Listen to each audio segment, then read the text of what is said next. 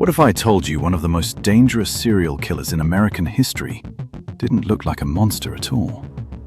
He looked like the guy sitting next to you in class. Smart, charming, friendly.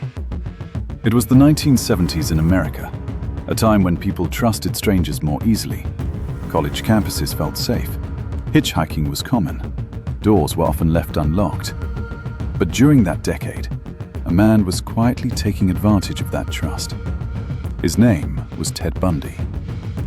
At first glance, Bundy didn't look like a criminal at all.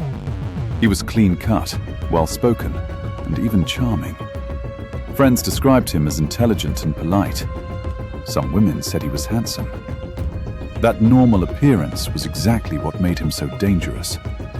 Bundy had a method. He would often pretend to be injured, wearing a fake cast or sling on his arm. Then he would approach women, usually college students, and ask for help carrying books or loading something into his car. Most people wanted to help. That moment of kindness would become the worst mistake of their lives. Once the victim got close enough, Bundy would attack, knocking them unconscious and forcing them into his car.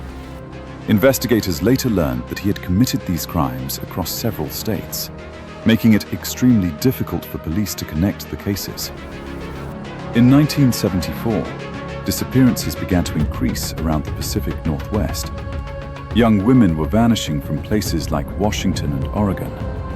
One summer day at Lake Sammamish in Washington, multiple witnesses reported a friendly man introducing himself as Ted.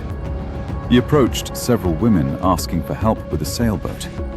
2 women who spoke to him that day disappeared. This was one of the first moments investigators realized they might be looking for the same man. But Bundy didn't stop there.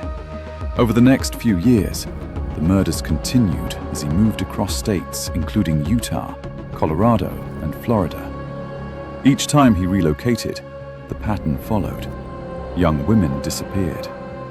In 1975, Bundy was finally arrested during a traffic stop in Utah. Police found suspicious items in his car: handcuffs, a crowbar, rope, and a ski mask. At the time, it wasn't enough to prove murder, but it raised serious suspicion. As investigators dug deeper, the pieces slowly began to come together. But what happened next shocked everyone.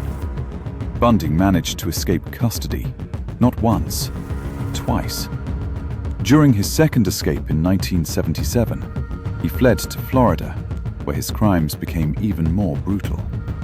In January 1978, he attacked a sorority house at Florida State University, committing one of the most horrifying crimes in the case. This attack finally intensified the nationwide manhunt. Just weeks later, Bundy was arrested again after a police officer noticed a stolen car. This time, there would be no escape. The trial became one of the first murder trials in the United States to be heavily televised. Millions watched as Bundy, often acting as his own lawyer, tried to outsmart prosecutors. But the evidence was overwhelming. One of the most important pieces of evidence came from bite marks found on one of the victims. Forensic experts matched them to Bundy's teeth. In 1979, Ted Bundy was convicted of murder and sentenced to death. For years, he continued to appeal his sentence, sometimes confessing to crimes, sometimes denying them. Before his execution, Bundy admitted responsibility for dozens of murders, though investigators believe the true number may be higher. On January 24, 1989, Ted Bundy was executed in Florida. Outside the prison, crowds gathered, some cheering as the man responsible for so many deaths was finally gone.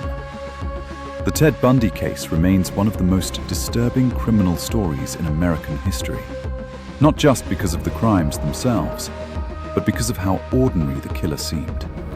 He wasn't hiding in the shadows. He was hiding in plain sight. Subscribe to Dark Secrets Vault, because truth is often darker than the story. And step inside.